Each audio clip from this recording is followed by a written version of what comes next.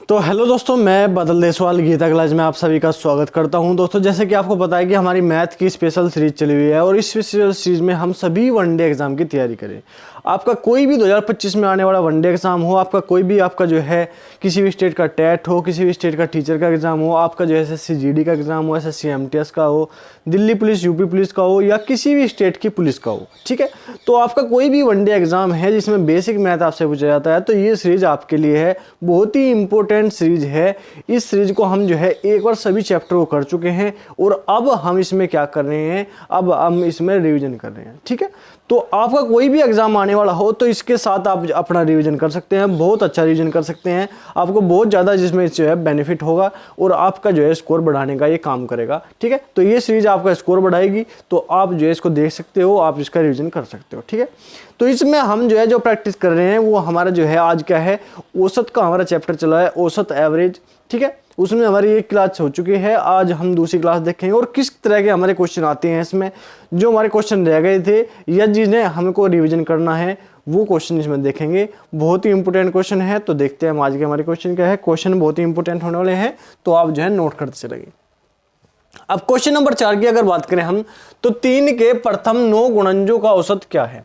3 के प्रथम 9 गुणनजों का औसत क्या है। अगर 3 की बात करें हम और 3 से अगर हम बिल्कुल समझाने की बात करूंगा मैं, देखो 3 के गुणन 3, 3 दूनी 6, 3 तिया 9, 3 चौक 12, 3 पंजे 15,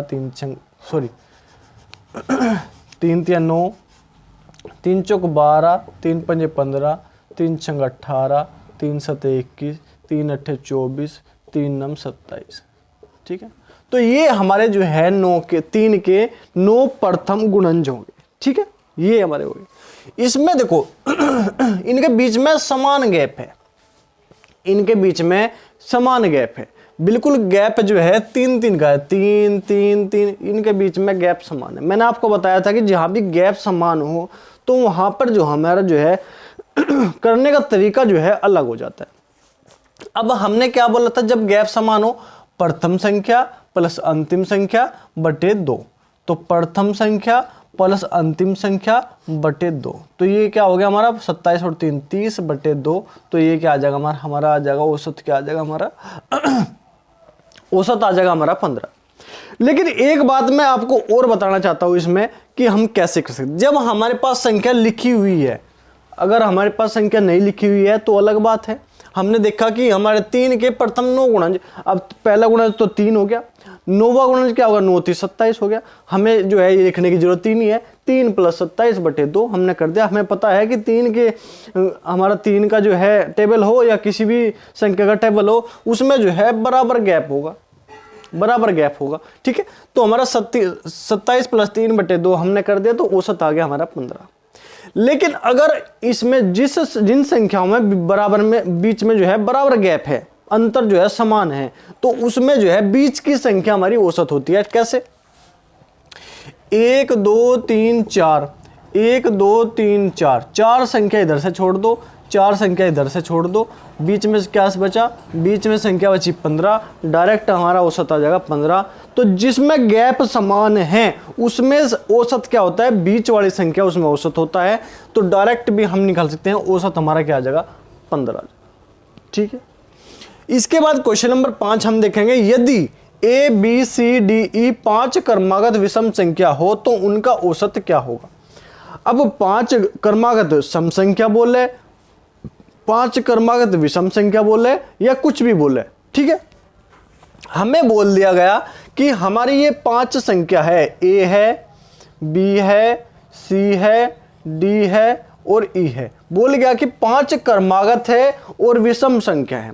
अगर क्रमागत विषम संख्या की बात करें, क्रमागत सम संख्या की बात करें, तो इनमें क्या होगा, गैप समान होगा, अंतर बीच का जो है बराबर होगा, ठीक है।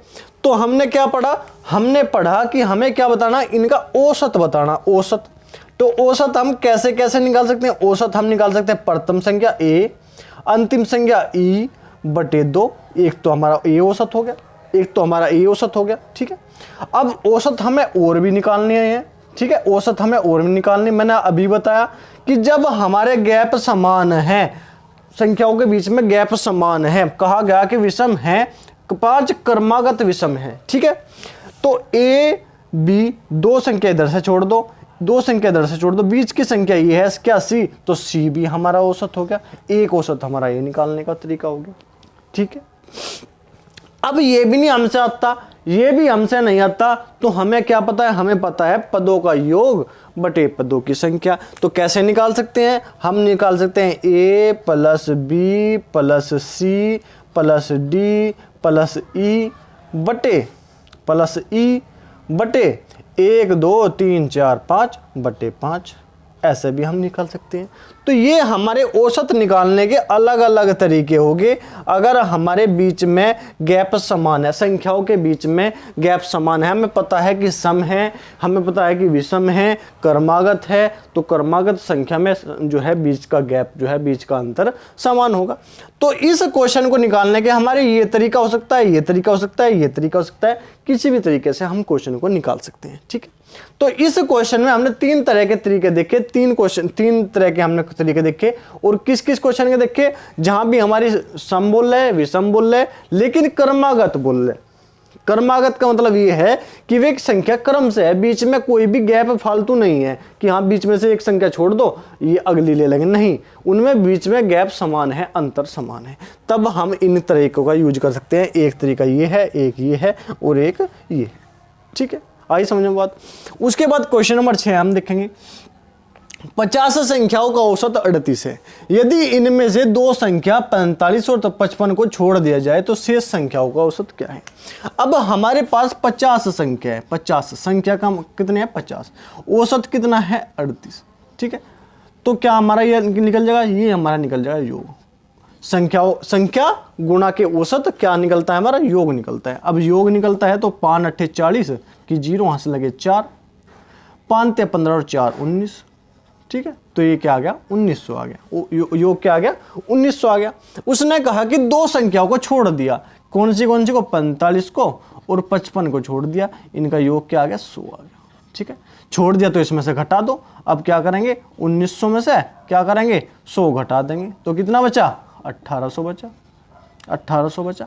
अब संख्या हमारे पास कितनी बची, अब देखो पहले संख्या थी 50 लेकिन 2 को छोड़ दिया तो कितनी बची 48। तो औसत निकालना कि जो ये 48 संख्या बची इनका औसत क्या है, योग क्या है 1800, ठीक है। संख्या कितनी है 48, तो हम जो है औसत निकाल लेंगे, ठीक है।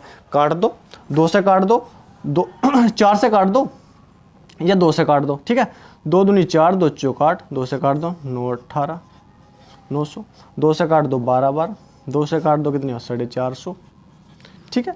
अब 2 से काट दो 6 बार, 2 से काट दो कितनी बार 2 दूनी 4, 2 दूनी 4, ठीक है, 2 पंजे 10, ठीक है, काट दिया। अब हम भाग कर लेंगे, 6 दूनी 12, 6 3 18 18, ठीक है। कितना बचा 4 बचा, 45 हो गया, 6 6 36, 6 7 42, 42 हो गया। कितना बचा 3 बचा, 6 पंजे 30, ठीक है। तो कितना आ गया 37.5 हमारा क्या आ गया, इसका औसत आ गया। कितना आ गया 37.5 इसका औसत आ गया। बिल्कुल सिंपल क्वेश्चन है, बस समझाने का तरीका है, लिखने का तरीका है। ये बात आपको जो है एग्जाम में नहीं लिखनी है, आपको डायरेक्ट लिखना है, योग निकाल देना है। योग के बाद हमें क्या करना है, जो हमारी संख्या छोड़ दी गई है उनको घटा देना है। घटाने के बाद जो हमारा योग होगा उसे जो है बची हुई संख्याओं से भाग कर देना है, हमारा औसत आ जाएगा, ठीक है। तो इस तरह हमें जो है तेज हमें करना है। ये तो समझाने की वजह से मैंने आपको जो है बड़ा लिख के बता दिया, ठीक है। तो ये थे आज के क्वेश्चन इंपॉर्टेंट है, तो आप लगातार अपना रिवीजन करते रहिए। कल मिलते हैं नेक्स्ट क्लास में और अच्छे क्वेश्चन के साथ। तो धन्यवाद, जय हिंद।